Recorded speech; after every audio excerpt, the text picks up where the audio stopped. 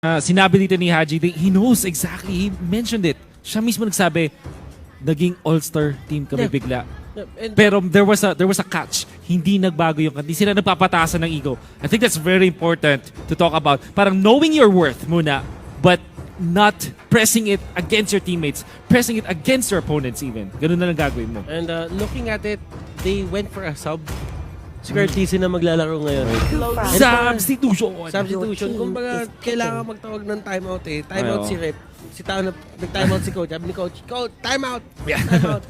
Look at this draft pattern kaya Butters. I hate to cut you, but Harith pinik ng LPE that forces Pldt Smart Omega to get their most picked hero, which is the Kufra, with intense amount of win rate. Yeah. Tapos kinuha nila bigla yung Thams. Not gonna give it to Pldt Smart Omega. Looking at the draft pattern here for the side of LPE, you would actually notice that they're actually basing it dun sa ginagawang draft pattern ng Evo's Legends for M1. Oh, okay. They actually go for 2 cores dun sa first and third. Tapos yung second nila is going to be a tank. Yeah. And that is probably why they actually won game number 1 kasi sobrang safe ng pattern na to na it doesn't really, you don't really show, well, you show your strategy but at the same time you have time to adjust. It's all about adjustments eh. Kasi parang ramdam ko yun, sobrang daming heroes sa Mobile Legends Bang Bang na pwede mo abusuhin. Na when you don't have those adjustments na pwede mo i-fill in, sometimes you just lose a draft with 1 or 2 picks. And you have to take note, this is the draft pattern that allows you to react to your opponents in a way na hindi mo na gugulo yung mismong composition mo. Yes, because what happens is, you counter the opposing cores by having a good support. At it doesn't mean na parang yung support, yung core na kukunin mo in addition with that support, is parang yun, alam mo yung nagiging chapsuy minsan kasi parang masyadong reactive sa kalaban. Having only a support kind of hero to react against your opponents that allows you a lot to kind of answer whatever it is na pinapresent ng inyong kalaban.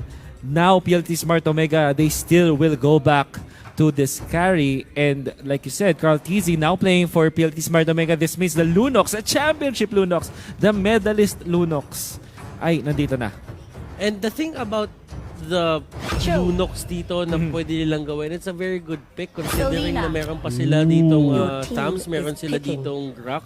But at the same time, I'm not really liking the chances of a Lunox kasi pwede siyang mahuli dito ng Abyssal Arrow. If he gets hit with this, that is probably a death on the side of PSO. But what happened here was PSO, they went straight for their 2 tanks agad, yung tank and utility nila, that it didn't really give them anything to, you know, react with these picks na meron yung LPE. They have to react with all of these pressure with one single offlane hero, and they will go for Leomord. Is it enough? Is Leomord enough? I think hindi in a way. But if you put him beside the Lunox for many times, you have your Lunox to shred the opponents of, his opponents, the side of LPE, and you have this Leomord to kind of close out on the kills. This is not a hero like Masha that will take a lot of time farming and pressuring a lane. This Leomord will clear out the minion wave so quickly, tapos pupunta siya sa laban.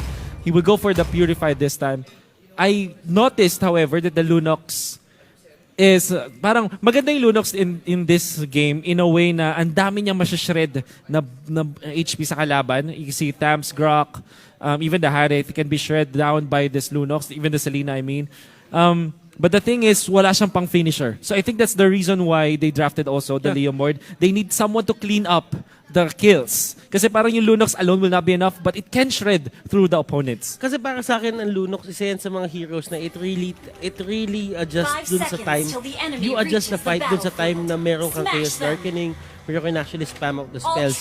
And ito nga yung sinasabi natin, that the early game, kung hindi ka talaga makakuha ng magandang snowball, the thing about Lunox is, he can only focus fire 1 hero and probably take down 1 hero. But with the Leomord, pwede niya iwanan kasi yung hero na papatay na kay Leomord na lang. Yes, at pwede niya ibato yung iba doon sa mga kalaban na healthy pa. Now, one thing that we haven't talked about, however, is the control of the jungles dito. As LPE does have like a Selena on a core position, by the way. And Rio is gonna be really controlled good. by Rio. And Rio is really good at Selena. And what's gonna happen now is instead of actually focusing yung kanilang pag-overtake ng jungle to kind of shut down the Lunox, hindi yung magiging case. What they're gonna do is to push the tempo na naman laban dito sa ating carry. So Rio, even when he will not be able to get the arrows, the pressure alone is actually very, very annoying to deal with if you're a carry, if you're a farming carry. Look at this, Kilowash. With the help, and they will take down Hayes. And all of that aggression na ginawa ni Hayes will go punished para dito sa side ng LPE. PSO on the other hand, answering with their own kill, they will take down Rio. So much value, however, mula sa Pldt Smart Omega. Getting a kill on an important hero, that's Rio. Alam natin na kapag patuloy-tuloy yung kanyang pag-take ng mga jungle camps, yung mga buffs niya, pretty bad. What a Grok play in here with the Guardian's Barrier. Hayes will not be able to steal it. Steal ba ni Hayes? He was really trying to stop kung ano man yung isi-steal. He was trying to steal, he was trying to annoy. But the main problem is, when you're not really you don't have a good chance of stealing it, then you're just gonna give another kill. Yeah, that's actually true. Kasi parang nangyari is, sobrang negative no nangyari. It's a high risk, high reward, right? Na play. If you risked, like, yung oras mo at yung death mo, yung life mo, I mean, not getting the buff, not stealing that away from LPE, that's super duper negative for your team. And by the way, you actually stop yourself from getting the level 4. And KarlTzy dito being very aggressive. Wow! What a play coming out from this guy. But in comes the way of the Dragon. They took down the Kufra. Kasunod yata dito si KarlTzy. No more ultimate. Oh, I say that. Oh, look at the KarlTzy falls down even after the brilliance. But Bimo punished by Kenji. This is the strength of the Leomord. So much kill potential even 2 minutes in. Okay, they don't have the Numinous Blast. They don't have the Phantom Steed. This is the perfect time for them to actually just take this turtle, and they're doing it. They're very aggressive. They just know that they secure this. Yeah. And the retribution will be there. Ito na, napatay nila dito yung Grok. Zaman Force gonna be committed. Bouncing ball, hindi man lang tinamaan si Exort. Ganon kalupit ang kanyang mga Crowdo Dash. I mean, bouncing ball is a counter to the Harith. Only if you get hit. Nag-drawing siya dun eh. Grabe. Nag-drawing siya ng isang square. At lupit. I guess tinamaan din siya, pero hindi siya nagko-chrono dash kapag kapatalbog. Oo. Pagka umaangat. That's right, that's right. Oo. Kumaga, pag nakaangat na. Naka-timing. It's all about the timing. Kumbaga yung strokes yan eh. May mga strokes sa drawing eh. Mga paint, so, mga ganon. now actually, Rio is controlling the Selena. Oh. We don't really know if this is a core Selena or a support, but it seems like LP are getting greedy with whatever rotation that they have. And they're getting away with it. Actually, makapag-push pa nga sila dito, which is so important. Now Toshino is in trouble against the Harith. Could be dove upon, but of course, very safe under the tier 2 turret. However, ang naging resulta nito is yung jungle control nga ng LPE talaga nag-elevate because they have Selena taking care of other buffs while yung invasion naman will come from this Harith. You know what? Tama nga yung sinabi mo doon, you wouldn't really know if yung Selena dito, kung wala kang context yung sino naglalaro, you wouldn't really know if the Selena is a support or a core. Exactly. Pero kasi, medyo hindi lang maganda talaga yung tabas ng pagkabigayan sa kanya dito, but right now, Numinous Blast will hit on 2 heroes. Wild Charge coming up from Lasty. Lasty dito trying to help his ally, but Kilowash dito, still trying to take down KarlTzy. KarlTzy will go down, Kilowash will go down next. And that is going to be the engage. At least may nakuha yung LPE. It's not done. I think they get 3 out of this if they do dive against the Grok. But the Grok is way too tanky. Meron din na naman passive doon si Lasty for him to get away. Very tanky near Purify the walls. Will be used just in time. And Rio ang here. Ang ganda actually nung Purify yan. That will really transition into Jeet Kundo knock up into an arrow. Oh! Lasty with the Grok. Isang classic din talaga na combo dito. He really knows how to abuse this hit. Way! Pero hindi niya alam na hindi siya pwede ding abusuhin. Kapag ganun na, yung mga batuhan and yung combination natin sa Sibol ay nagpukpuka na. This time, kumbaga, nagkakabawian na. However, Pldt Smart Omega really getting away with the kill. So much value that they got out of the 2 core takedowns sa top. Doon napatay nila si Exort and Kilowash. Tapos napatay pa nila si Lasty. They have recovered in terms of the net worth, in terms of the overall gold. And LPE, they have lost their early dominance against Team PSO. Pero alam mo yun, nakikita mo ba kung paano nila pressure talaga si Toshino? Toshino, He can't really do anything kasi hindi man siya na-take down, pero may pwersa ka naman umuwi. It's the same thing. Yeah. And Kiluash actually knocking. They want to go for the turret or will they want to go for the Lolita? Indecisiveness mula sa LPE. Ace, almost. Almost getting clipped by that arrow. Pero syempre makakatakas. And they will go and push up top. Pero doon sa may baba, they know that Bimo can just control this. And sa totoo lang, parang ang naging offlane nga dito si Bimo eh. Oo. Hindi si Rio. Now Rio, way of the dragon. Grabe naman sinipa yung bola, naging soccer mga kaibigan. Oh pero my right goodness. now, will they go for that chase? Order Easy. brilliance Force. just in time. Just in time. In time, but they will chase this. Lusty kumakana dito. There's Bimo with the flicker. Does shoot ball They catch force him out. and the Jeet Kundo connects. Zaman force. At binigay na lang ang Bimo to celebrate because Bimo really did the alley for that kill. Alam mo, yung pacing dito ng LPE, when they really know that they can win the fight, baka sila nag-rally. Yung talagang habulin nyo hanggang sa anong mangyari. Kahit anong mangyari, habulin mo, patayan. That's what you get out of LPE, their mastery of their heroes. Zaman force. After the fact of the Numinum Blast is there, Exhort running away. Now bouncy balls no longer threat. He's not back in the guard. This player naman doon. They get the Lolita. In comes Barbiel. Phantom Steed gonna be used. Contra the Inferno nga lang mula dito sa Tabs as he runs still away. alive. There's the way of the Dragon para ma-zone at ang BSO. Bimo is still alive. Heat. Tumalon dito. Walang tinamaan. And that's the dive mula kay Exhort. Gets the kill of the Leomord. Now, Heat in trouble. That's gonna be the Kufra using the flicker, but the Gorgeous Barrier once again. They indeed take down the Harith with Carl TZ. They want to chase this. Pero masyado na malayo mga members ng LPE. Oh, Toshi! Got hit! That's Toshi just an actually arrow. got hit. The arrow was there, but it won't be now. Yeah. And that is going to be Hayes They just have trying overstayed to this. control everyone on the Carl side TZ of is here. LPE. Ang sakit. Pero sobra-sobra ang pagstay nila doon. That was actually enough time Yeah. for them to get away. I don't know what happened, but LPE giving a death doon or a kill for the side of PSO. At hindi naman nila kailangan talaga ibigay yun. And you know what, the value that they get out of this is actually so high because of the turrets that they were able to take, but they're giving free time for this carry. They're still running on a timer. You have to take note. Walang marksman dito ang LPE that can match up against Toshino in the late game. I would say, however, that LPE still has got the, sabi na nating, control of the early game at this point, and Lusty actually stole that away. Nakuha niya yung cap na yun, the Ano gargoyle. yung alam natin na Lusty? Lusty talaga yan. Lusty. Na pagka nag-rock siya, you can never say na parang, amin na to.